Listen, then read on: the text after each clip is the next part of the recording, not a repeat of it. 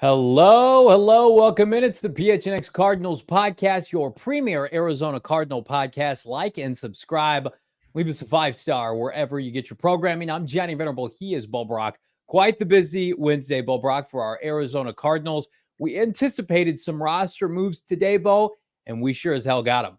Yeah, we got Dennis Daley back, offensive line depth. He was kind of playing that sixth offensive lineman role. Might work in now at the left guard spot. We'll see. Maybe they can just kick Tristan Colon back in as a full-time backup to yell to Froholt. No Kyler Murray, as we anticipated after Adam Schefter's report over the weekend. But very exciting, intriguing part comes back to the Arizona Cardinals roster in the way of third-round pick, 92nd overall. Garrett Williams, a toolsy cornerback, ball hawk skills. He makes his way potentially into the defensive secondary as early as this week in Cincinnati Bengals. Jonathan Gannon said he's going to be patient and see how this week of practice goes, but definite excitement. I mean, if you've seen what you've seen from a 6th-round rookie in Keitrell Clark, I think you're really going to like once Garrett Williams gets acclimated and up to full speed on the field. Yeah, for those of you who don't know, Garrett Williams, a 3rd-round pick last October. But before that, I think it was of prospect. It speaks to the confidence that they did. Now, people patient. I'm the biggest fan of drafting. That's not injury-prone players, but players coming off of injury, circa rebuild year one of whatever this is. But I do feel confident knowing that the head coach specializes in defensive back play, that Garrett Williams is going to be a good football player for the Cardinals, injury notwithstanding. And I think, again, the easiest way to tell that is Keitrell Clark thus far. Like, again, thought pick, but it's like, hey, you September, he's your cornerback one. Sounds good. And it feels very opportunistic because, and I don't mean to bang on this guy all week, Marco Wilson has not been good. And I missed that. I telegraphed him as a guy I thought was going to take off under Jonathan Gannon. He's surrendering 120 quarterback rating. Whereas if you look at Garrett Williams coming back from draft season, this is a guy, again, projected as a ball hawking corner, somebody that can get on the football and also ball block that can play outside. I'm looking at his NFL draft breakdown via the NFL Network. He got roughly an 80 out of 100 score and was the 11th. Yeah. Let's hold on, Johnny. Let's get your Wi-Fi dialed in here. It was a little choppy there. You're making some great points. Let's get you out and then get you back in. And then I want you to go into what we know about the NFL draft profile of Garrett Williams. Sorry about that, Johnny. We had a tough couple minute or two there. You were real choppy. I'm going to blame points that you were making NFL. About Garrett Williams. Yeah, I'm going to blame NFL.com for that because I was simultaneously pulling that up. That website, it was having a tough time. It was Colt McCoy in training camp was the NFL.com website right now. But no, I mean, pulling up the statistics for him, it's not Maricopa Wi-Fi anymore. He was somebody that, again, projected top 50 player, a ball hawk out of Syracuse. He's got some length. He's bigger than Keitrell Clark. If you can get him back to where he was, and he dominated ACC play, like say what you want about the ACC, like they can throw the football a little bit. He had some success against a certain, projected number 1 quarterback in this year's draft. I am hopeful because of what Gannon's been able to do, as I mentioned with Keitrell Clark. I'm also hopeful, Bo Brack, because again, they would not bring him back this early with the expectation for him to just sit on the bench. Like it's perfectly timed with the struggles of Marco Wilson. Poor Antonio Hamilton's not even a factor right now with this team. You can see it's telegraphed. They have been keeping this seat warm for him to come in and take a starting job. I thought, again, Marco Wilson get a contract extension. That's probably not going to happen now.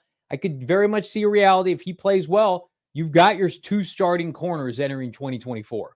What is it Lee Corso says all the time, right? Not so fast, my friend. I mean, I agree. If you were to just look at it and I just diagnose the defense and where the struggles are and where they can upgrade, it's certainly cornerback Marco Wilson's spot would be the place, right? Because you like what you've seen from JT in the slot and obviously Kayvon Wallace coming over this organization and playing the safety spot well.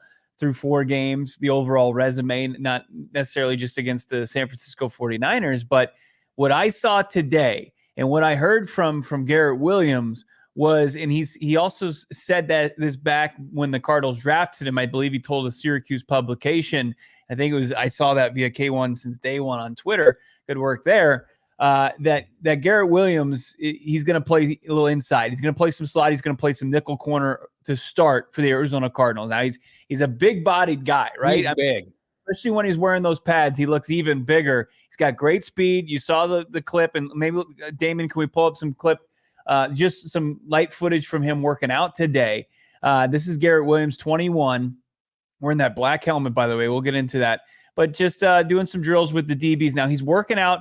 You'll see that he's working out with guys that play safety and play slot and nickel corner. And then, we talked to him after practice, and he talked about, and we'll get the full quote from him, but essentially he wants to hit the ground running. He doesn't want to be kind of behind the 8 ball, and that the team has to wait for him to get up to speed. So he says he doesn't want to be a hindrance. He wants to be a guy that can either jump into that, safeties room, that defensive backs room, the nickel, the slot room immediately, and be somebody that they can call upon for reps.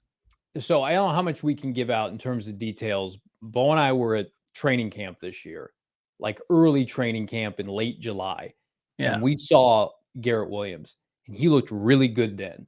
Like, that's about as much as we can say. So I think if people are concerned about football shape, I mean, he's been working his ass off to get back. Now, is he refined? Is he polished? I don't know. He needs to start NFL games and sink or swim out there against the NFL's best. And certainly he's going to have every opportunity to do that. But if you think this guy, and I'm not speaking in specifically anybody, but just in generalities, like rolled off the couch and okay, now we got to get him up to speed. He's a freak show of a player, built physically, and has looked good for 2 months. And I give immense credit.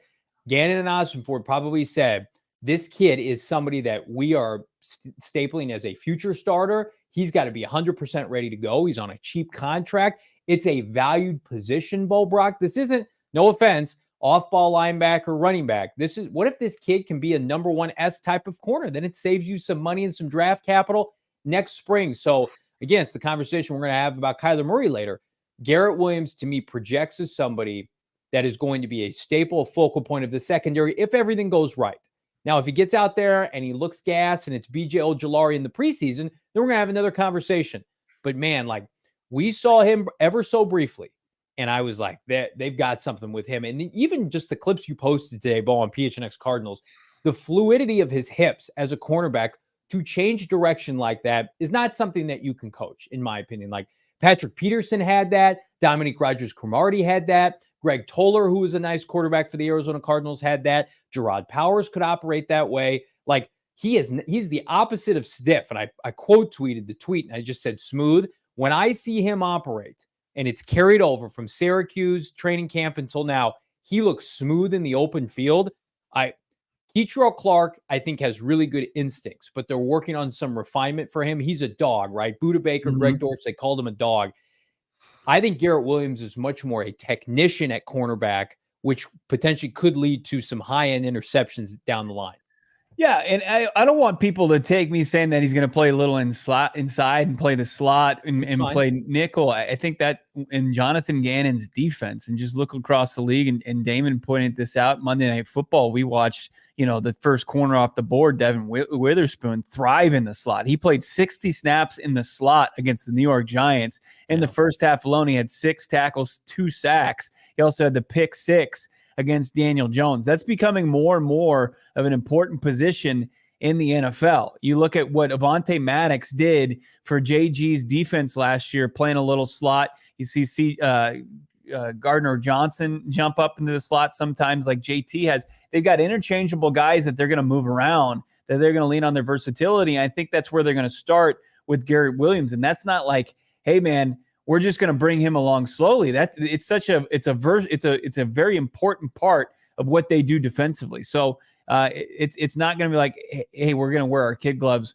while getting this guy, acclimated. And to your point, like, BJ Ojulari, we talked about this yesterday when we heard the quote from Nick Rollis about, game flow and him trying to get back up to speed after missing training camp. But he's also in a rotation of 6 guys where, they don't have the luxury of a rotation, and they don't have guys in front of Garrett Williams, and they shouldn't. They booted 2 guys off the team this week, probably just to make way for Garrett Williams to go out there and play nearly immediately. Now, I can't say definitively and with conviction that this Sunday against the Cincinnati Bengals, he's going to go out there and he's going to play, 40 to 50% of the snaps. But I got to imagine they try to get him involved somehow. I think it's a good team to do it against, too. Cincinnati's passing attack is struggling. Let's just call it that. It's been really bad to start this year. Get him out there. You want to put it in the ultimate perspective? You ready? Yeah. Joe Burrow has less passing touchdowns than Zach Wilson. Not great. Not great, Bob, as they would say. To me, perfect time. Break him in this week because, again, get the LA Rams in 2 weeks, and Matthew Stafford's starting to heat up a little bit. It's trial by fire. I think, again, you're going to get now, we're 4 games in, a nice 13-game rookie season from this young man. Anybody would have signed up for that back in April. When we did the draft show on day 2, I'm like, okay, what's the trajectory going to look like? Everything, knock on wood, is going well with his rehab, coming back from injury. Fair or not to him, he's kind of flown under the radar, Brock, because everything has been dominated by Kyler Murray's recovery timeline.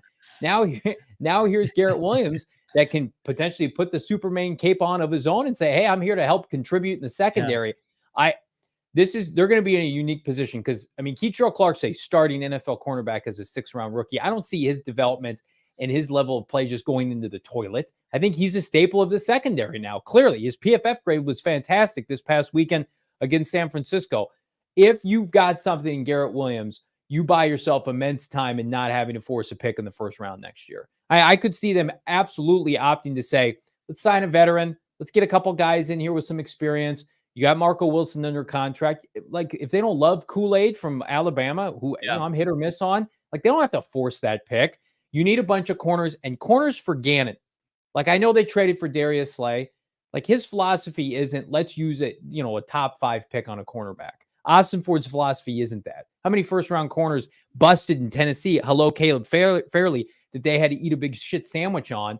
They would rather draft pass rushers, line of scrimmage makers, offensively and defensively. And then let's get these opportunistic corners on the back end to make plays. And I think that's a great way to team build. I have never been early corner guy. I get it. Christian Gonzalez, Devin Witherspoon have been great this year. It's just never going to be my thing. I would much rather do the route that they're doing right now. Yeah, I don't know. I'm not going to just punt on taking a premium position in the 1st round. How's Patrick Surtain looking in Denver without a pass rush right now, giving up 70 points? Unfortunately, it's coaching. Coaching plays a big role in this. And man, the luxury that or not the luxury, but what they've been able to, potentially hitting on a 3rd-round pick and a 6th-round pick as starters in your defensive secondary. You know what that potentially does? It expedites a rebuild. When you can find starters that late in the draft in year 1, and then you haven't even dipped into your 12 picks, your massive draft capital in 2024, oh man, it puts you in a really good position. So if Garrett Williams can show that he can make plays at the next level, over the next couple games, as you pointed out, probably 12 to 13 games, stay healthy and just kind of ride that momentum into the offseason, that's a massive win for Monty Ossenfort, Jonathan Gannon, and Nick Rollis. Yeah, I think, again, if Gannon wasn't the head coach and knew how to elevate defensive back play, I'd be like, oh, maybe this is a little too early. Jalen Thompson, I think, is having a career year. Buda Baker, I expect to pick up his high-end level of play when he does come back. The secondary outside of Marco Wilson's doing some good things. At the end of the day, they have to generate more of a pass rush, and they can't be non-existent on 1st and 2nd down against the run. But I am optimistic about where this secondary is and where it's going. It's the front part of the defense. Flush that puppy with all the available resources. Defensive end, defensive tackle. Yeah. Would it shock anybody if this team next offseason went out, found an undrafted corner that would produce for them? You can do that. There are only so many human beings, Bo Brock, that are 325 pounds that can run 4.8s. Just at the end of the day, those people just exist in very few numbers. Yeah. Whereas I think Gannon can coach up these undersized, maybe afterthought, for lack of a better term, defensive backs. And we've already seen it happen with Ian Rallis, by the way. Yeah, but let's hear from Gannon. Let's hear from Garrett Williams about their obviously the what's going to go on and what's the path for Garrett Williams. We heard from JG before they hit the practice field, and then we'll let you hear what the man himself, Garrett Williams, had to say. But this is what JG said when he was asked about the decision to designate him to return and when we could see him potentially. Very detailed. He's very intelligent, detailed, and he's excited to get back out there today. I'm excited for him. We'll see. You know what I mean? It depends on how he functions out there, and get some practices under his belt, see how he's doing physically and mentally, and kind of evaluate it day by day. Like Jessica said, come on, Bob. Bob, what JG was saying about the Bob McManaman Kyler question a week ago. You gonna designate him? Come on, Bob. No, I mean I'm gonna tell you if he's in the lineup against the Cincinnati Bengals. Well, they've got 2 roster spots open. They've got 2 players they've designated to return. So I mean, unless they make moves, tomorrow or Friday, which Friday, I mean, you're bringing in guys that aren't going to be available anyway. So it just doesn't make any sense. There's a very real possibility that Garrett Williams, and that's, that gamesmanship that JG's shown throughout, preseason and the start of the regular season throughout now, that he's going to just lean on. But Garrett Williams was out there. Did you want to say something before we get to Garrett Williams, just kind of breaking down his approach? I hate to admit when you're right, but you make a good point once upon a time that they don't just bring people back to sit them Vance Joseph style. If you're on the active roster, you are going to play a role come Sunday. So you've made that point before. I agree with that as much as it pains me. But yes, proceed with the video. Garrett Williams on his first day of practice and his approach coming back from missing 11 months with an ACL tear. I'm maybe like the first drill, a little jittery. After that, it's kind of okay. For me, how I kind of saw it was I'm coming in the middle of the season. I don't really have time to be nervous or anxious. I need to get in and pick up where everybody else is because I'm not going to be the whatever you want to call it. I don't want to be the weak link. You know what I'm saying? I want to come in and be a boost to the room in the nickel room, safety room, or the corner room, special teams. So I just want to be as big of a boost to the team as I can. So there's no time to be hesitant. No time to be hesitant. You have to love that this guy has been chomping at the bit. That's the theme from all the guys that were on one of those injury lists, and they want to come back and contribute. People want to play for Jonathan Gannon and his coaching staff. I don't want to be a wink link. And then you look over at Marco Wilson and it's just like, hey man, time to step your game up.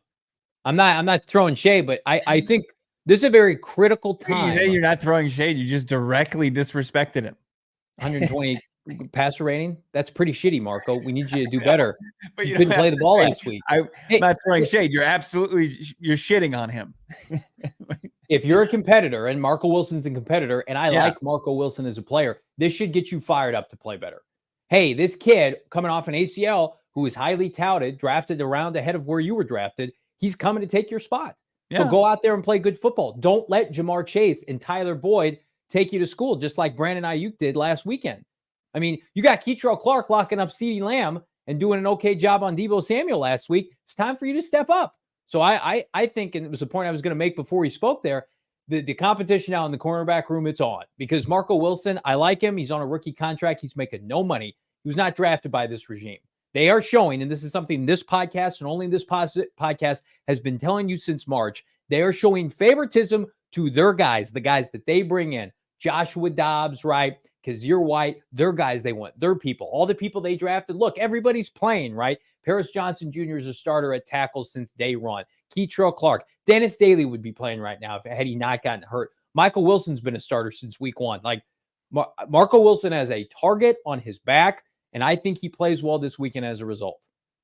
Let's get into some of these super chats. And Topic 64 said before, and I really trust his takes on defensive secondary play, that he said G. Williams is basically a beast. Yeah, there it is. But then he also had this $2 super chat. JV and Bo B are freaking dope. I like that. So are you, my friend. Topic 64. Another super chat here. Alex jumping in. Is Myjai coming off PUP anytime soon? Myjai on the injured reserve. That was strange to see. I mean, I had made the guess yesterday and I was wrong. I said it was going to be Daley and likely Sanders. I said it was a coin flip that Garrett Williams was coming back, and I was proven wrong when he was designated to return today. And Myjai Sanders is still just rehabbing. It must have been more to it, or maybe they just feel like we got some time here to really kind of get him up to speed while we've got a fresh rotation of 6 guys already at the pass rush position. Yeah, my guess is they don't have a resolution for the problem, and that's to your point, Bo. You can't carry 7 outside linebackers. Yeah. You just can't. And so what are they going to do with Jesse Luketa? What kind of message does that send? I think a bigger message is just those pass rushers from the 3rd round last year that we lauded, that we liked at the end of last year. It's not like we dislike them now. They are not prioritized with this new regime. Cameron Thomas and Myjai Sanders, for whatever reason, like, I don't want to call them an afterthought. Cam Thomas has not looked good at times this year. He's looked stiff in the open field. Myjai Sanders hurt right now. Who's getting the most play? Victor Dimukeje is a 6th-round pick, and he's surpassed them in the lineup. Dennis Gardeck was an afterthought in this offense or this defense. Gannon's elevated him, and then obviously we've got Zaven Collins. So to me, it's like, I want Myjai because you've made this point. He's got a unique skill set. He's a speed rusher with length, and they desperately need that. Everybody that they have is a power rusher. Chandler Jones, once upon a time, had that length that Myjai Sanders had with their long arms. So they need to get back to that. So I'm not punting on him as a whole, but I am surprised that he's not back because, again, I don't know how much we can reveal. We have seen Myjai Sanders outside of his hand. He looks really good. So, like, why can't you tape it up, bandage it up, and get out there? Did he have major surgery on it? Maybe there's something we don't know going on there. Yeah, I mean, we had Ledbetter return to the practice field today. He's got an issue with his hand. Chris Barnes is out there with his hand heavily wrapped. He played a couple snaps on Sunday. So you have guys with similar issues. Now, not are all created equal, but you would think that Myjai would be in a place to contribute now, but because the rotation is playing, well, and they like their guys because I think it fits more of what their scheme is calling for. That's what they're going to ride with. Logan at $2 super chat. Thank you so much. And I'm going to have to say this, we're going to have to delay an answer to your question, but did we see the report with Hollywood? Yeah, we did see the tweet about Hollywood Brown and interest from the Carolina Panthers, and we'll get into that a little bit later. We absolutely won't get out of here before answering that one. Yeah, and I would say caution anybody calling it, and I'm not calling Logan out, right? The report. It's a tweet. It's some speculation. I think Carolina wants Hollywood Brown. It's just the Cardinals going to give away. Like I Hollywood said Brown. Yesterday, Carolina is trying to show that they're trying to do right by their quarterback. That is, they gave him no help when they traded up to get him number 1 overall in the 2023 draft. I rewatched the game film from this weekend. Why did you do that to yourself? And I watched Dallas again. Hollywood Brown is playing really good football. I thought you were talking about the Carolina tape. Oh, no, never. Okay. What? Never. I would never do that. They're a bad watch, whereas the Cardinals are a good watch. And I think they're going to be especially good this Sunday, Bo Brock, in their all-black uniforms. Again, they debut the all-black, the new black helmet, or it kind of new, the old one, but then the all-black jerseys. Figured to make a debut this weekend at State Farm Stadium.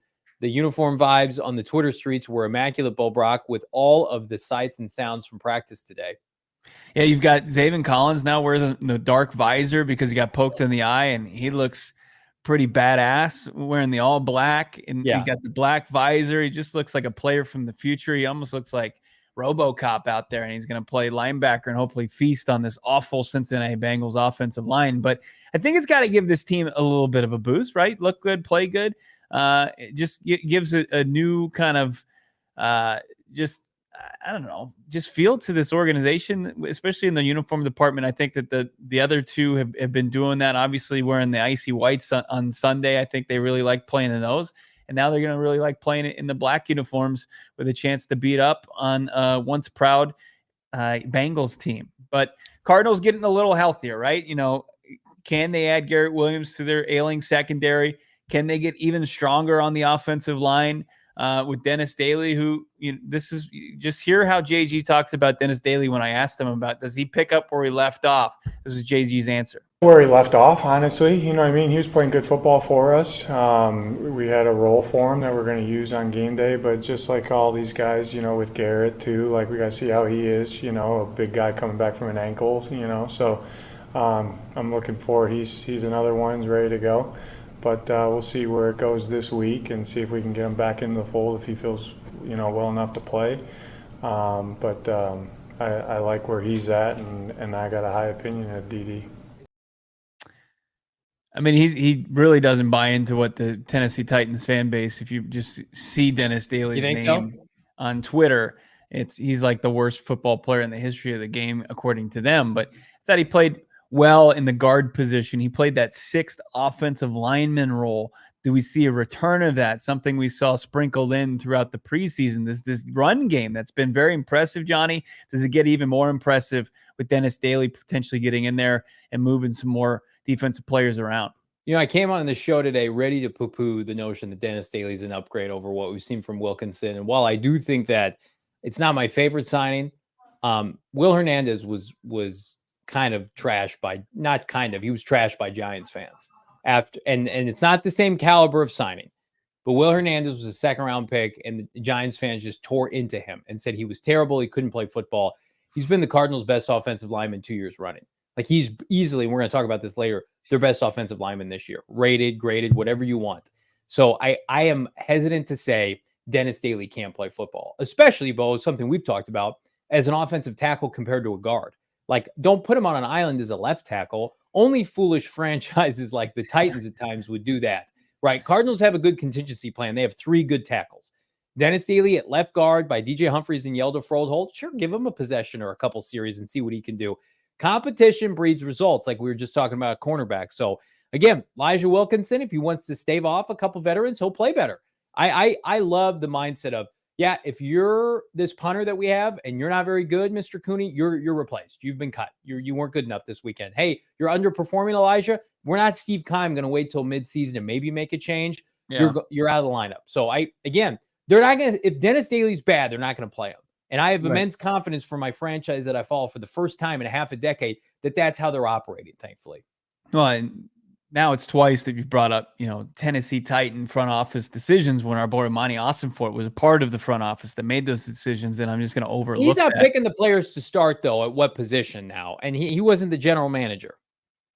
He was in that front office, and like I said, I'm not going to put too much stock into what you said, shading the front office that he was a part of, that he's gotten away from and done wonders for the Arizona Cardinals. Right. And he obviously saw something in Tennessee from Dennis Daley. And what have we seen so far from the offensive linemen that Monty Ossenfort went into the bargain bin over at Walmart with a blue light special and picked out? It's playing at a high clip. And I think, you know, if can kicking Dennis Daley inside, can it do wonders for his career? Can he be a guy that can hang? Can he be a guy that can join a group that's playing very well for this Arizona Cardinals team? Remains to be seen. But I think it's a nice addition, and I want to see if they bust out that sixth O-lineman look again. I think that you're already seeing them move the football. Maybe they can even do so, like just play strength against the strength and say, hey, you might know what we're doing. We've been fully transparent. We're going to run the effing football, but we're going to do it at a high level. And we're going to get some chunk yardage here with our guy, James Conner. Some of these super chats, you guys are crushing it already today. Milwaukee Braves, $9.99. Get those Milwaukee anything out of here. Go Diamondbacks. What's up, guys? Hope you both are doing well. Appreciate you, Braves. Like our chances to beat the Bengals this weekend, given the health of Burrow and how the Bengals have looked so far. Cardinal fan living in Packers country. Well, as a Cardinal fan living in Bear and Packer country growing up, Milwaukee Braves, I give you all the flowers because at times are tough, man. It's a great franchise to be, following as an external and now following this franchise. We appreciate you. And I think this is a game that Gannon and company know they need to win. I think, and again, we talked about this on Monday's show. This is the first time we've gone into a week expecting this team to win. I don't care what Vegas says. I love our friends at BetMGM. They should win this game. We have more data and evidence now a month into the season. As our guy Brian Baldinger pointed out, Bo, this is not the Bengal team that we saw 2 years ago in the Super Bowl. They have eroded. This team could easily finish with a top 5 to 10 pick this year based on the roster construction, whereas the Cardinals are much, much better than everybody thought. So yeah, they need to win this game Sunday. Yeah, I mean, this is going to be their biggest opportunity to date. I'm outside of the Giants game, which they should have won that game. Yeah. And it was even more solidified when they looked like just hot garbage on, what was that, Monday Night Football? Don't talk to me about that. But the Cardinals, I love what I'm seeing. The emphasis on the offensive line. Daley's back. Garrett Williams is back. So they've got help on the way, and with the potential of more help on the way, and you're seeing the direction that this organization is going. It's opportunities like this, though. If you want to be able to stack wins, it has to start Sunday against a slumping Bengals team, no doubt about it. AZ Fan 1998, friend of the program, $2 super chat. I like that this regime is showing we want to win, right? It's a different kind of we want to win. It's not trading picks away for Chosen Anderson or, busted corners and offensive tackles circa Steve Keim 2022. And it's not overspending on some high-priced free agents. You see today, like Randy Gregory gets cut. J.C. Jackson's been terrible. Like free agency outside of a couple hits is mostly fool's gold. And this team punted on free agency, and they're emphasizing the draft, AZ Fan, and they're emphasizing young players. And you love to see that. You also love our friends at BetMGM. BetMGM right now, Bo Brock, would you care to guess what the line is and where it started from earlier this week? Well, it started about 5.5, right? And then it made its way down to 3.5, as low as 3. Are we kind of just plateauing at 3? We're going to plateau at 3. Maybe I think we could get to 2.5 by Sunday. Because the word on the street is, with a lot of the sharks I'm talking to in Vegas, people think the Cardinals are going to win this game. And the more people take the Cardinals money line at plus 140, the more they'll continue to drop that down. I think we're not going to get to even money with the Cardinals and the Bengals. But man, like if you're reading the tea leaves as somebody that's gambling consistently in Las Vegas, you see what's going on with the Cincinnati Bengals. I saw a comment in the chat. I hope this isn't a get-right game for Cincinnati. I don't think it is. I think the Cardinals, first of all, I think they are a renewed energy team at State Farm Stadium, Bo Brock. Like, they're competitive on the road. That's fine. The outings at State Farm Stadium, especially the first half, they have jumped on teams. And the thing about this Cincinnati team, if the Cardinals are able to jump on them, they don't have the horses to come back. Like, even more so than the Giants. This is a historically bad team. You can dabble and wager on it right now with our friends at BetMGM. Here's what I want everybody to do. Grab your mobile phone, your smart device, download the BetMGM app, or go to betmgm.com. $10. A $10 deposit is all you need with the bonus code PHNX.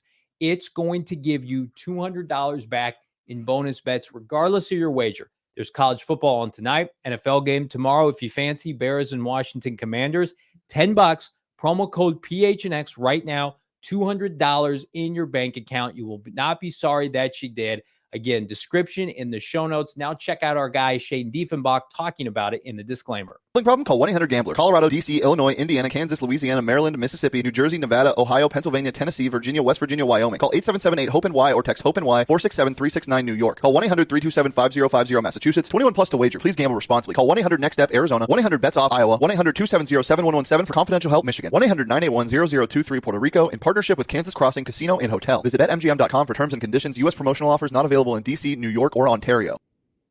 We already sent our guy Jersey Cardinal to the game on Sunday, but if you're holding out, you want to get and become a part of the Red Sea, go to the game, use the Game Time app. My wife, my son, they went to the Cardinals game against the Giants. Sure, it wasn't the result that they wanted to see. They saw some good offense in the first half of the game, and then they saw just a brutal collapse. Hopefully that's not what's on tap on Sunday. Hopefully it's the first time that the Arizona Cardinals have won back-to-back home games since 2021. It's been far too long since that's happened. But if you want to watch it in person, Game Time app is absolutely the way to do it. You can even hold out until game day. Now, keep holstered the promo code PHNX to get $20 off your ticket purchase at Game Time. Download the app right now. Create an account. Use the code PHNX for $20 off your first purchase. Terms apply again. Create that account. Redeem the code PHNX for $20 off. Download Game Time today.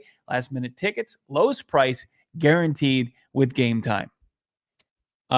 When is the Game Time app going to hook me up with some tickets to see Kyler Murray play football, Bull Brock?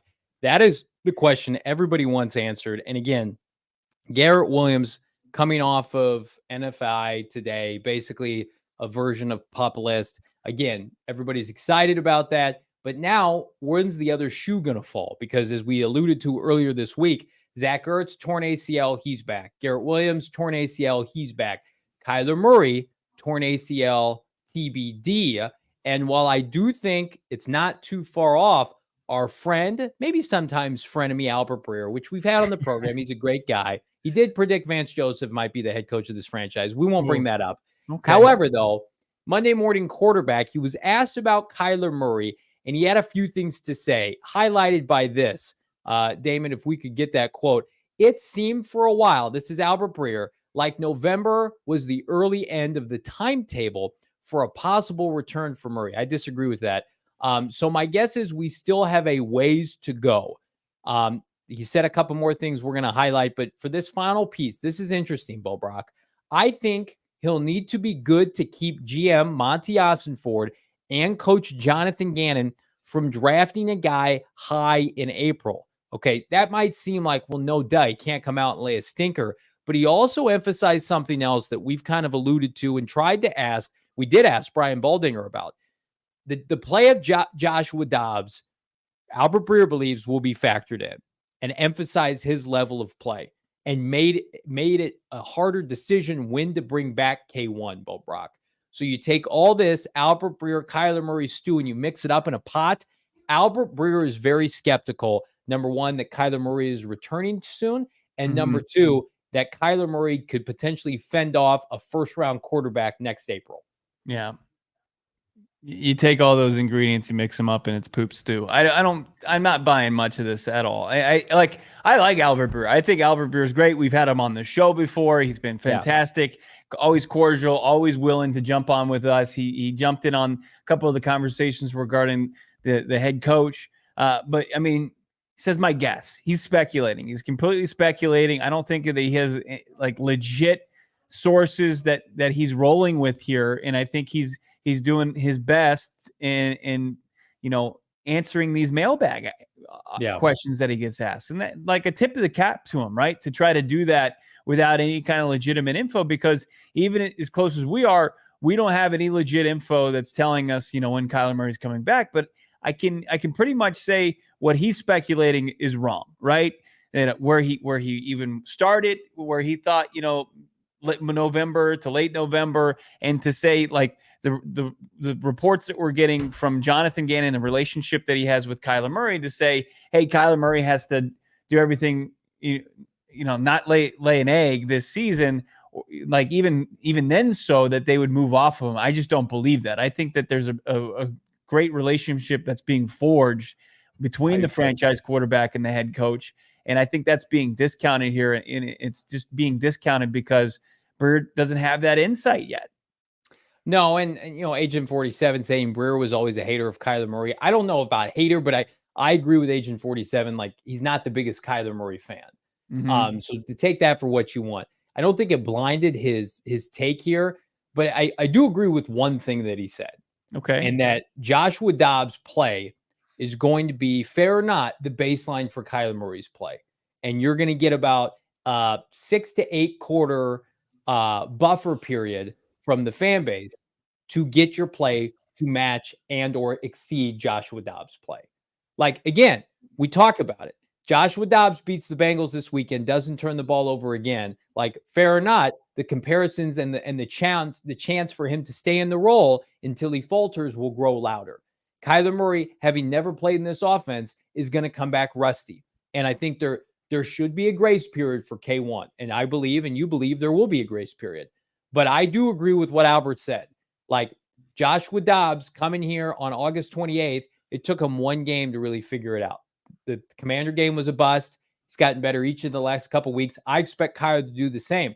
But if he doesn't, that it's going to be a very interesting end of October, November, December ahead of next April. Because I think they could talk themselves into Joshua Dobbs bridge quarterback to a first-round quarterback next year if Kyler Murray doesn't perform at a high level. Now, I'm expecting him to perform at a high level. He's Kyler effing Murray, 5 touchdowns against the Titans to open up the season in 2021, multiple Pro Bowl berths, Rookie of the Year. But again, until we see it and it passes the eye test and you're like, Kyler Murray's back, there are going to be question marks from people like Albert Breer.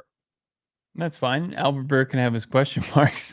I hate that it's putting, I don't know. It's making you question it a little bit. Like, I'm just saying, there's a lot of what Joshua Dobbs in his play has done to do that. But look, if Joshua Dobbs continues to not turn the football over and continues to play as well as he has, and I'm one of the biggest Joshua Dobbs fans on the planet. I saw the 33rd team put it out at heaping just pile of shit article today that had Joshua Dobbs as like the 30th ranked quarterback in the league right now. They had the likes of he might even been 31. I couldn't remember. I sounds think about right. It's very on brand to them. It really was bad. I'll go to bat for him, and I'll go to bat to him even more than that. Like, what he's done has been incredible. But if the Arizona Cardinals, if it still doesn't translate to wins on the field, they are always going to go back to Kyler Murray whenever he's ready. It doesn't matter, how well he did or how admirable he played, or, it was a valiant effort by Joshua Dobbs, because there's another gear. We know about the other gear. A lot of us forgotten. So Albert Breer has forgotten how good of a player Kyler Murray is. And that's on everybody else. Like, I'm not going to take any shots for that. Like, I know that, and Jonathan Gannon knows that he can take it to another level, and he can put pressure on opposing offenses that if they don't score on most of their drives, Kyler Murray's going to beat you. So I know there's a lot of things that have to go right, but there's also a lot of things that have to go right for Joshua Dobbs to hold on to this thing beyond Kyler Murray being ready. Let me ask you this, because I think they're going to play Kyler when he's ready. They should. He's given them every reason to. And this is less about Joshua Dobbs for me. But we haven't seen Kyler Murray, elite level Kyler Murray, in probably about a year. Like, would you say relatively average for his standards last year with Cliff Kingsbury's group? Yeah, you don't have to qualify. I mean, it was his worst professional season by far. Yeah, for sure. So, what I'm saying is, they're going to have to make a decision based off of that tape last year in conjunction with the tape that they have this year. Because I'm guilty of it. If we're going back to highlights from 2021, 2020, we're doing this wrong. Carson Wentz looked good 3 years ago, and then he completely plateaued. So I think there is so much riding on his performance that is, again, not being talked about. I would keep Kyler Murray. But if he looks average in November and December, there's a good chance they don't keep him. They move off of it. Think about how bad they were schematically last year. Well, yeah, I know, and I'm not putting on Kyler Murray. Think about how bad the offensive line was. I mean, it was patchwork, and what Cliff Kingsbury, or what he wasn't doing for Kyler Murray in this offense. I mean, it was basically, hey, if you've got a one-on-one and you've got a sliver of a chance to get a ball to an old over-the-hill AJ Green, throw that ball. That was that's how we're going to be successful as an offense. And Drew Petzing, that's not how he calls plays. He's going to be able to call plays where Kyler Murray is going to be throwing to guys that are open. Now, Kyler Murray is obviously going to have to learn to play under center. Kyler Murray is going to have to up his game as far as the red zone, and we'll see how Kyler Murray can do things just as well, if not better than Joshua Dobbs, where Joshua Dobbs has excelled in the red zone. But I've got just kind of a feeling that Kyler Murray is just going to be an upgrade over Joshua Dobbs. And that's saying a lot because of how well Joshua Dobbs has played. It's like we talked about before this season, so few people expected the Cardinals to do anything. We've been pleasantly surprised. It's been fantastic for our show selfishly and the product on Sundays. But then the layers to this, I mean, I want this team to make a playoff push. They might be equal or greater than any kind of playoff push would happen. How does Dobbs play throughout the course of October? Does that put pressure on the organization? Does that put pressure on Kyler Murray? What does Kyler Murray look like, and how it relates to a loaded star-studded quarterback class next April? And what do they finish with their top pick? I mean, it's going to be really fascinating. And I don't envy their position. I think they've done a fabulous job. But our guy Brian Baldinger brought up a point yesterday that I can't get out of my head. It's like you roll with a guy for 8, 9, 10 weeks as your starter, potentially 8 weeks. Let's just say Josh Dobbs starts 8 games, and then you transfer to somebody else. even if you get to know him on the sideline and he's a leader of men and he's done everything right, it's like, it's just going to be weird. It's going to be an adjustment they're going to have on the fly. You're dismissing that. No, do they not know what's going on? It's not like, hey, I'm leaving your mother. Like, it's not going to be a shock. Like, I'm leaving her for a supermodel. Football team, you're a creature of habit in the NFL. Are you not? It's not. They all know the score in that locker room. Kyler's there every day. He's eating lunch with them. He's even in the locker room. He still has his locker with all his gear, and he's in there, and he's in the weight room with those guys. I mean, do you think DJ Humphries is going to be like, oh, but JG, what are we doing? Like, no, Joshua Dobbs is playing so well. James Conner's like, what are we doing? You're in the camp that it will firmly be a boost for morale when he comes back. Is it not going to be? No, I'm just saying. Is a franchise quarterback coming back to play not a boost of morale? Again, Dobbs plays a stinker this weekend.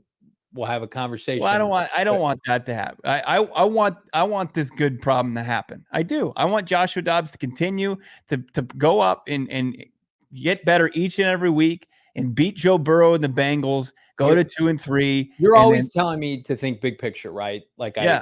I was unrealistic about the expectations of this team. I might end up being right, but big picture, right? Yeah.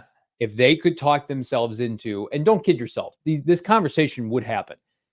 Let's say Dobbs gets them to 3-3 and he's doing really well, right? And then they bring back Kyler Murray and it's fine. It's not what you would hope for. Maybe it's on par with Joshua Dobbs.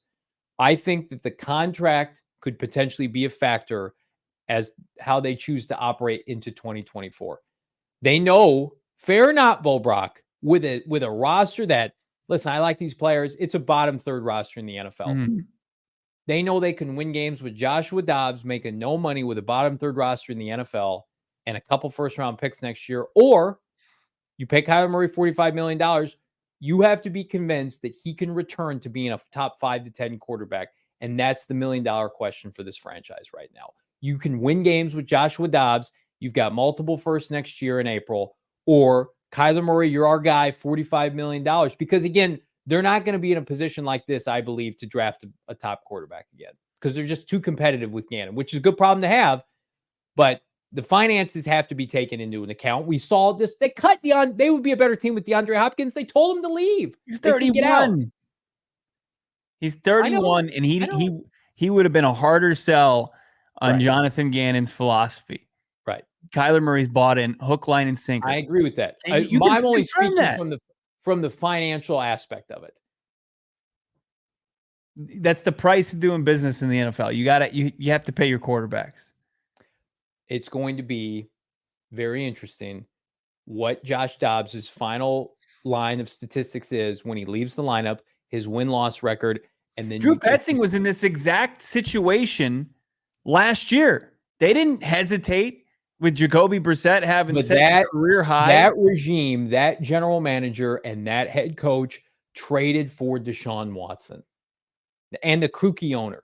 They made that trade together. But they also don't, like Joshua Dobbs, like as well as he's played, like they're not hitching their wagon to him either. I mean, I think what they want to win games ultimately. And if it comes down to it, I don't think the case, like if you're sitting in a court of law and you got a jury of your 12 peers, right? And you're trying to sell them on Joshua Dobbs continuing to play as well as he's played or bringing back your franchise quarterback, I think you're going to lose that. Sure. It's going to be a unanimous decision. I'm rooting for this kid to continue playing well. And the longer he plays well, the more you're going to get outside noise like Albert Breer and company. Like, can anybody Johnny imagine Venerable. Johnny? No, I'm not. I have to speak from a place that's not, I'm a Kyler Murray supporter, but I also have to look at the reality of the situation. And the reality of the situation is they traded for a quarterback that's playing above average football right now, makes no money, and they've got multiple first round picks next year. There is immense pressure for Kyler Murray to play well when he comes back. True or false? There should be. There's immense pressure for him to perform regardless because of the deal he signed back in for the 2022 season. Ain't nobody there, and I'll be patient, but there's going to be a large segment of the fan base if he does not play well that they're going to be ruthless as it relates to, well, Josh Dobbs was doing great. What are we doing here? Yeah, I mean, and I'll say this too, like game 1, it could be really ugly. It could be, Against potentially the Ravens or I don't care at who the it is. Browns or somebody I like mean, that. Yeah. it's not going to be, he's not just going to hit the ground and look like 2021 for 7 weeks of the season, Kyler Murray. Right. But that's also part of this. It's like you take your lumps now to where, ideally you're and even though this organization doesn't buy into momentum, but you're playing well, and this offense backwards and forwards, and you're going to be in a position in 2024 to just move forward, and you have some answers for a lot of questions that you had going into the 2023 season. The nicey, but Johnny, he's not winning in relation to Josh Dobbs. I mean, I would argue he's not the reason that they're losing though either, and he's not turning the ball over. And Kyler Murray's had a high interception rate each of the last season and a half. Well, last year he had double-digit interceptions before he got hurt. First time in his career. I know. I'm just saying. What What did I say? He's been around 10 his entire, like 10 every year. All I'm saying is with this team, you can't afford to turn the ball over because we've seen the byproduct of the defense. RB. Look at that. Jalen Blair making a great point. Cooper Rush only losing a couple games or one game last year, and they're just like, yep, you know what? Paying Dak a lot of money. He's got more upside. We know that. Again, though, this is the Dallas Cowboys were trying to make the postseason, win playoff games. Different situation in that regime. Jerry Jones loves Dak Prescott. Michael Bidwell put the homework clause into Kyler Murray's contract. Steve Keim and Cliff Kingsbury drafted Kyler Murray. I'm just playing devil's advocate here so we can prepare ourselves, because I think it's about to get real noisy for your boys up in here over the next 4 to 6 weeks. I, for one, am all here for it. I'm also here for our friends at Burrito Express. I like to get noisy, and I like to get full on Burrito Express, my favorite burrito in the entire valley and beyond, right? I thought I knew I was a burrito savant before I came to Arizona. Little did I know. I grabbed a burrito from Burrito Express. Find them on Twitter, by the way, Burrito EXP. I used some of that green chili, the green special sauce, chef's kiss, right? They have a ton of locations. They've got one right by my place in Chandler. Additionally, they've got one in Tempe, the OG location. Fan-freaking-tastic. And they're fantastic in the community, too. They support ASU athletics. They support the Arizona Cardinals. They're a great staple of Valley food and goodness. The vibes are immaculate, as are the burritos. Again, check them out, Burrito Express at Burrito EXP on Twitter. You also have to check out Shady Rays up in North Scottsdale at Kierland Commons. They've got their own store, and if you can't make it that far to the swanky Kierland Commons, what is that, Scottsdale area, might as well just go online and check out their full product line, shadyrays.com. Save yourself some money while you're doing so. You get 50% off 2 or more pairs premium polarized sunglasses from Shady Rays by using the promo code PHNX. Independent sunglass company that's world class. Don't miss out on this. They've got an insane protection plan for all their eyewear. So if you lose your Shady Rays that get broken, they will replace them. No questions asked. Check out their store location. Check them out online and use that promo code PHNX to get 50% off at shadyrays.com. Find out why 250,000 people have ranked them 5 stars online. Shady Rays. Blaine Clark putting a comment in here. What the hell are we talking about if Kyler doesn't come in and absolutely destroy Dobbs? We have massive issues. He's a $250 million first-round pick. He needs to ball out, of course, or they will explore 100%. Like, again, he's got to come out. He's got to come out and ball out, right? Okay. Because I think it would be easier if Colt McCoy or Clayton Tune are in there and they're really struggling, and it looks like Zach Wilson or it looks like Bryce Young or somebody like that. And I mean, Joshua Dobbs is playing he's got a top 10 passer rating. Now that can be a little inflated, but his QBR is high. Like, he's been an efficient starting NFL quarterback this year. That's the floor for Kyler Murray. And that's, you would think, a typical Kyler Murray year can exceed that. But there are so many intangibles with this, with the new offense and the new regime and under center and the playmakers. Whereas, again, Dobbs more consistently comfortable week after week, and Kyler deserves that benefit of the doubt as well to get right. But it can't take too long, Bo.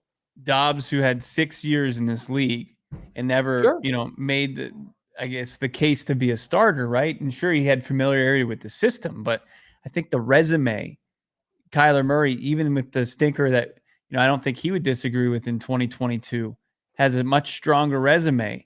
and has made the case as franchise quarterback, as top 10 quarterback in the NFL, you just err on the side of that. Yeah, and again, I'm not in no world is Josh Dobbs a better quarterback than Kyler Murray.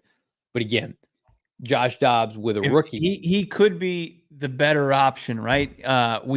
Let's say hypothetically week 8 against the Baltimore Ravens, or week 9 is at Cleveland, right? On the road.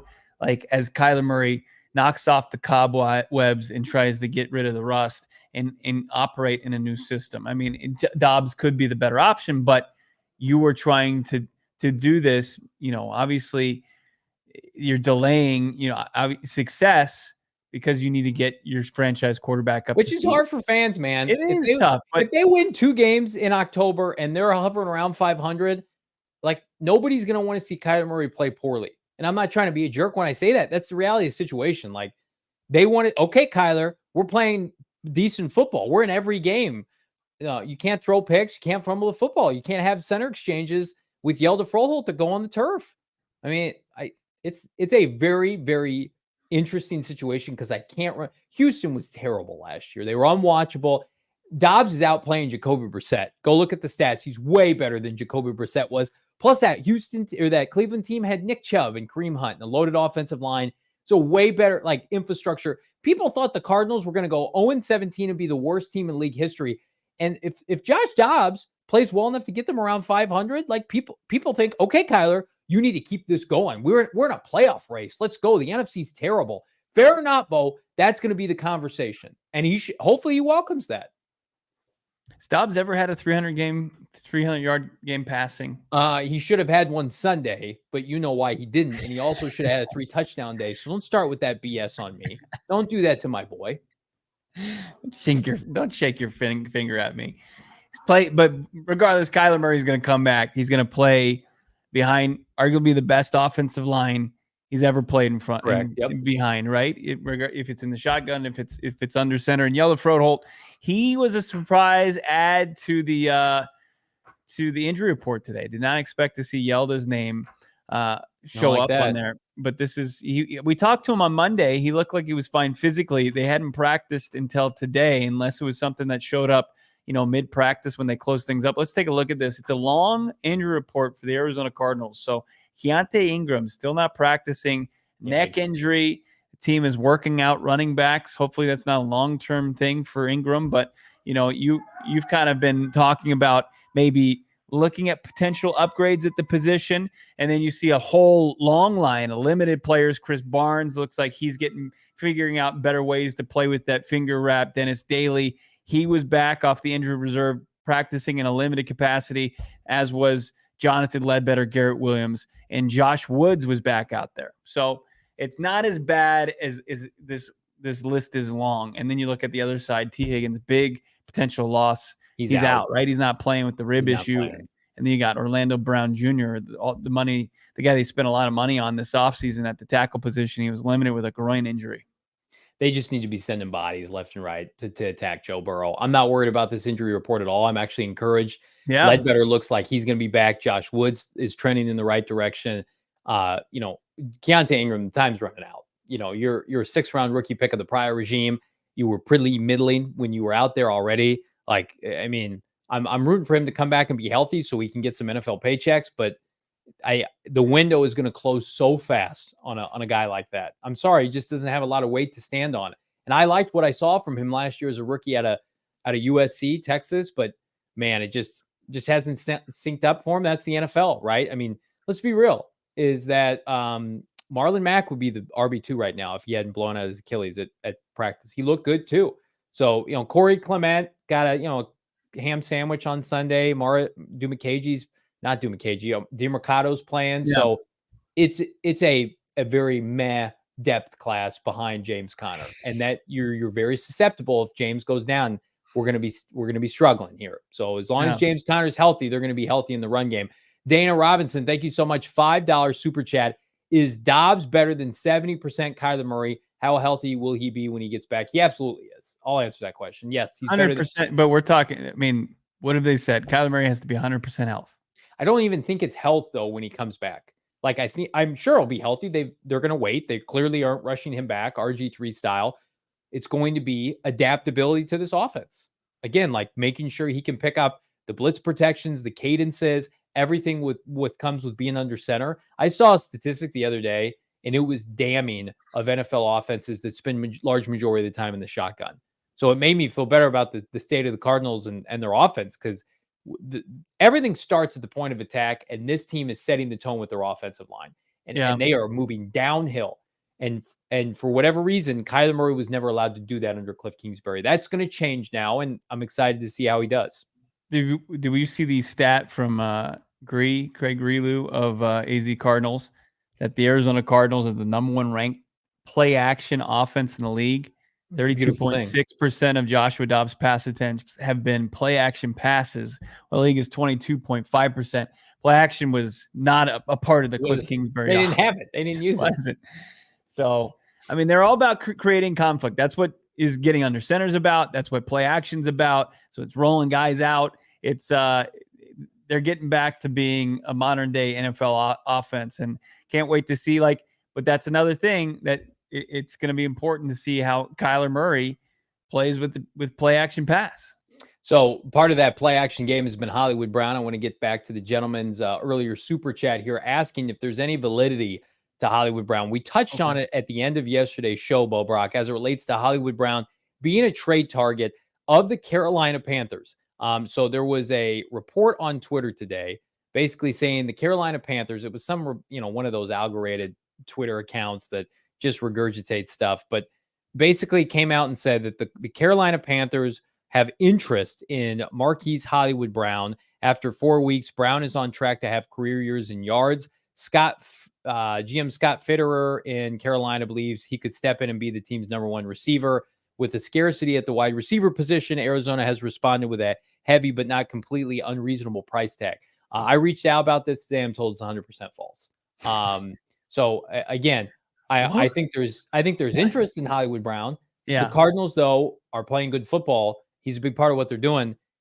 Unless you're, as you pointed out, Bo, unless you're getting a second round pick, you hang on to him, because the comp pick that you get, if he has 1,200 yards this year, he'll sign a contract that will get you a third round comp pick. Who's giving me the Chase Claypool deal?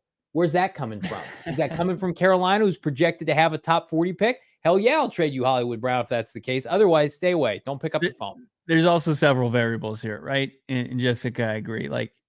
Because this is not the offseason. You can't build your offense without Hollywood Brown. He's an integral part of what they like to do in the passing game. He's been solid in the red zone. He's been huge on third down. This is not something that you can sell anybody on beyond we're just trying to get the most draft picks possible. I mean, it would become probably the most egregious move of this team in their rebuild, right? It would be the most aggressive and really getting rid of a guy that's contributing, that's at near the top as far as their receiving yards and a lot of major receiving statistics. For them to try to move off of that, I don't think that would probably not make Kyler happy. It wouldn't make a lot of the players in that locker room happy. It wouldn't make the coaching staff happy. They would be furious, and it would be a tough move, regardless of the draft pick that you got back and what it could turn into, for Monty Ossenfort to absorb. He's all about making moves that are not, deemed, by the fan base as popular moves. But and that's what I love about him, right? That's a good characteristic of a general manager, to make the unpopular move, but necessary move. But this would be too tough, I think, to spend for Monty Ossenfort. I agree. And I think Hollywood Brown, listen, I think he deserves the opportunity to play with Kyler Murray when Kyler Murray comes back, and see if they can recapture that, which was really kind of robbed from them last year with both players subsequently getting injured. But I don't think anybody's offering a second round pick for Hollywood Brown. And so I think, again, Cardinals let him walk. If he has a big year, you get a comp pick. And I think there's a lot of trending rationale, assuming they can come to a reasonable deal, that you should extend him, especially if Kyler Murray is going to be your quarterback. He's only 26 years old too. So get him on a 3-year contract. And he's become so much more than a one-trick pony that people thought he was in Baltimore, where it was only the deep pass and it was Greg Roman, run-heavy offense. I mean, he hasn't really had a deep ball thrown his way this year, a true deep ball, like a 60-yard touchdown. It's been underneath stuff that he's made the most of. He's found separation in his game. And that's why, again, you mentioned the play action stat. I'm so bullish on this offense because it's not reliant, no pun intended, with Bruce Arians, but no risk it, no biscuit was like, hey, we're either going to get a touchdown, we're going to go 3 and out. Like the Cardinals offense is so much more evolved than it ever has been. And you could see that on the 99-yard touchdown drive. It's like, okay, we're going to sneak it for a couple yards. We'll do some off-ball counter. We're going to run the football. Then there are people open on third down, like wide open. Hollywood Brown has been open in the middle of the field like all season.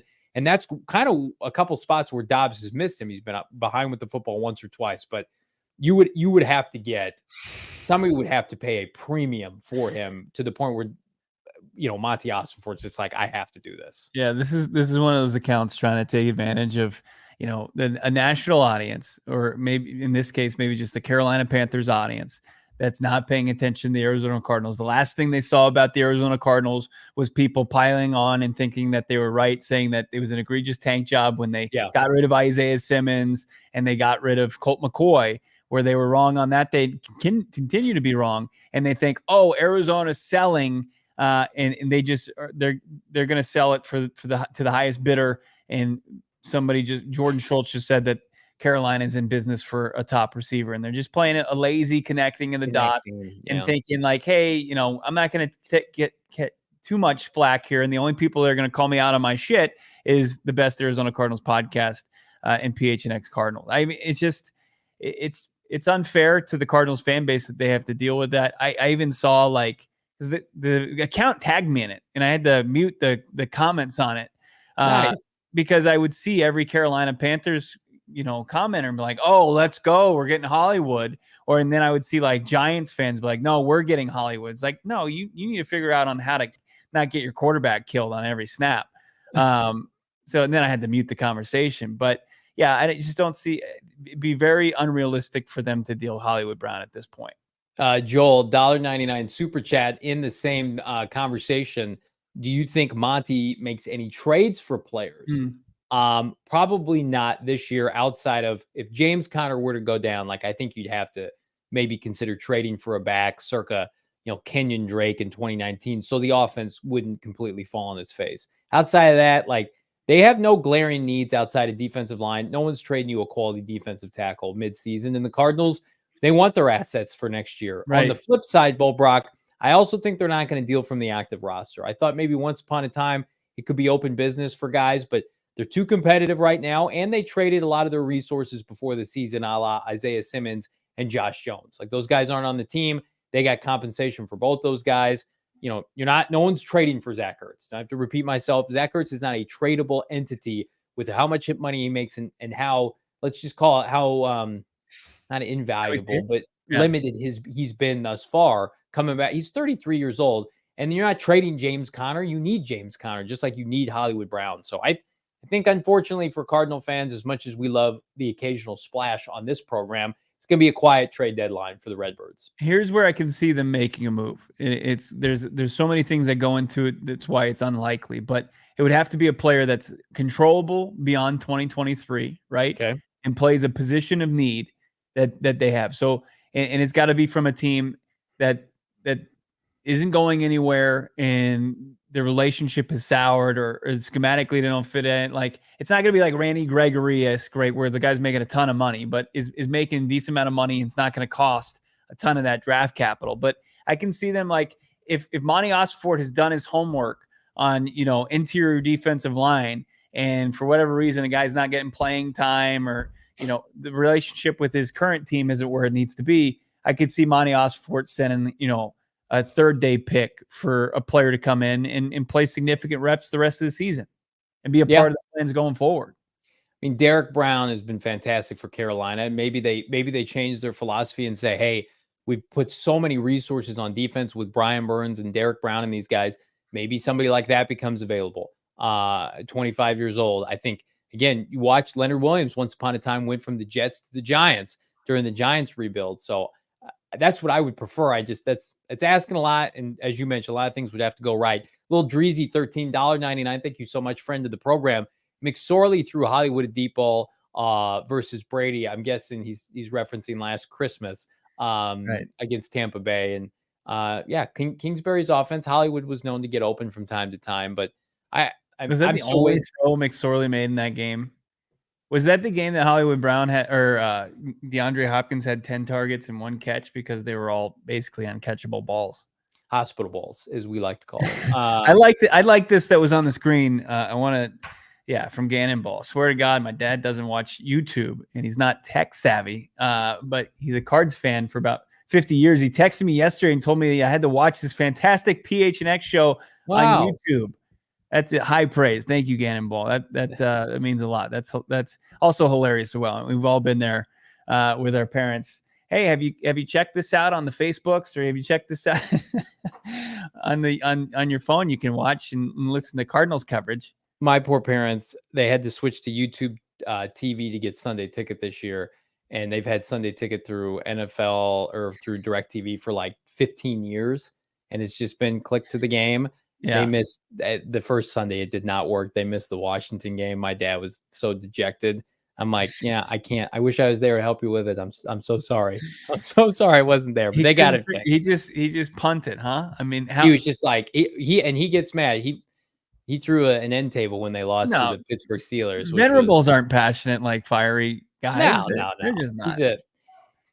Listen, we're here to win, and we're trying to win games with this Arizona Cardinal franchise. We're trying to watch them on Sunday Ticket, YouTube TV. Get your act together. Send a tech person out to my parents' house. What's going on in the D-backs games? Our friends out there in the bullpen are times are tough again. Uproar. They got on the board though. Who homered, Damon? So Alec Thomas hit a home run, and then to start off the top of the 6th inning, Perdomo has walked and Corbin doubled. So 2nd and 3rd, no outs. Ketel Marte up. Got a little bit of a baseball background. That's what they call ducks on the pond there, Johnny Venerable. They're gonna have to end the show right now. I'm so depressed with what you just said. D-backs get a league, they won't surrender it. Milwaukee will quit. If Milwaukee's losing late in this game, this game's over. You just They're like Mr. Venerable trying to watch Sunday Ticket week 1 without Johnny's guidance.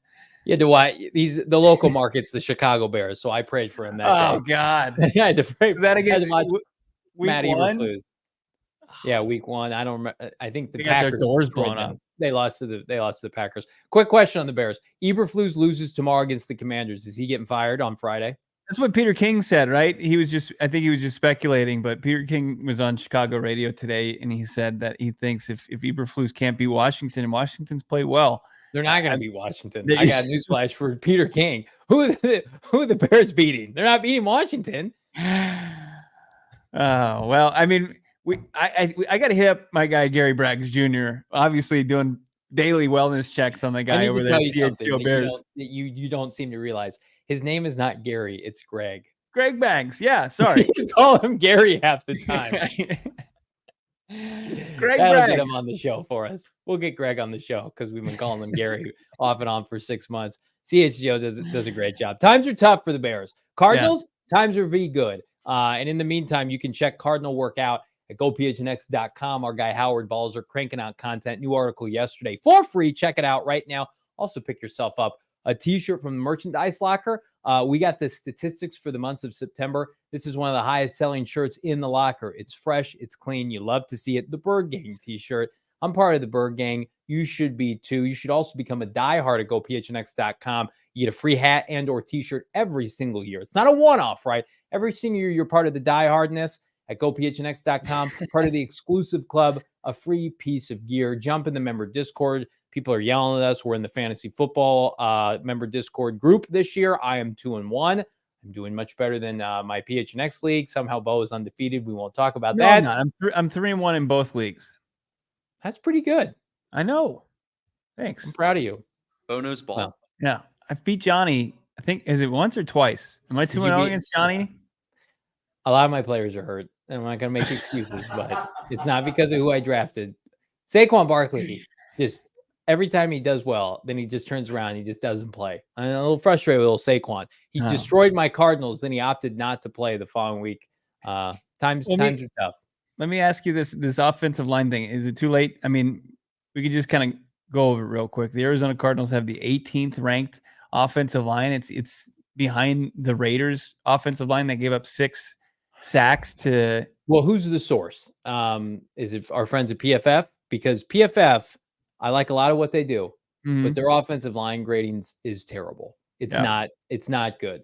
The Cardinals have given up 6 sacks in 4 games, and the offensive line is top 10 in running the football. Like it's easily a top 14, 15 offensive line, if not better. Like they're dominating good defensive fronts. Yeah.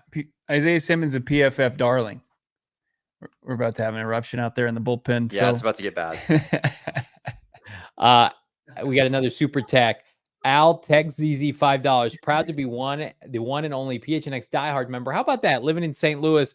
Love to always mention that. Great job covering my Arizona teams. Thank you so much. I grew up 2 hours from St. Louis, know the area well. Thank you for being part of the diehard membership program. We appreciate it. No doubt about it. New work from Howard Balzer up there. Go PHNX.com. Check it out. We're off tomorrow. Today is Wednesday, right? So we're off tomorrow. We've got some great content, of course, on YouTube. So make sure you're subscribed. You're not going to miss out on any of the action here at PHNX Cardinals. And, of course, I mean, you got the D-backs could be locking up their and punching their ticket to the division series in the NL. And then, of course, the Suns season. We're right there at the brink of the Suns season and all the other sports going on in town. We got it all here at PHNX. Subscribe wherever you find podcasts, the PHNX Cardinals. Love everybody in the chat. Thank you so much. We'll talk to you on Friday. We're already previewing week 5 against the Cincinnati Bengals, a game that Johnny Venerable has already said predicting a dub. Am I going to do so? Is Damon Dog going to predict a dub? You will see. You'll find out Friday. PHNX Cardinals. Have a good couple days.